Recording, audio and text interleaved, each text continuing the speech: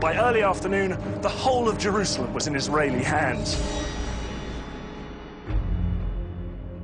I took out the Israeli flag, which I carried with me the whole time, and waved it. I hung the flag on the fence. My commander, who was the toughest among us, was standing next to me.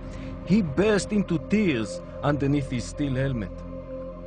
Another friend was weeping, a chain of bullets wrapped around his neck. In the days that followed, Israeli troops drove back the soldiers of Jordan, Syria, and Egypt.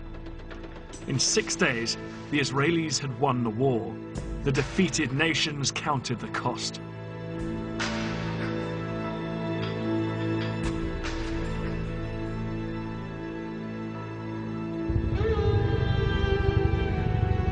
It's estimated that Egypt lost 80% of its military capacity, and along with Syria and Jordan, suffered over 30,000 dead and injured.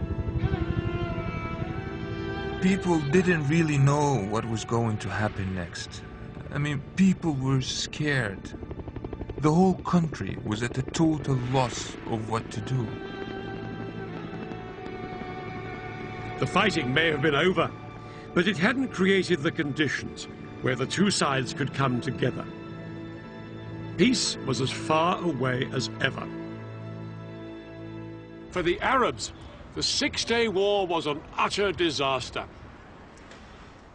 Before this whirlwind campaign, Israel had been a tiny wedge of land, squeezed between Arab states, only 9 miles wide at its narrowest. Suddenly, it was a Middle East superpower, and 5 times the size. The borders had been pushed back to swallow a piece of Syria up here, called the Golan Heights.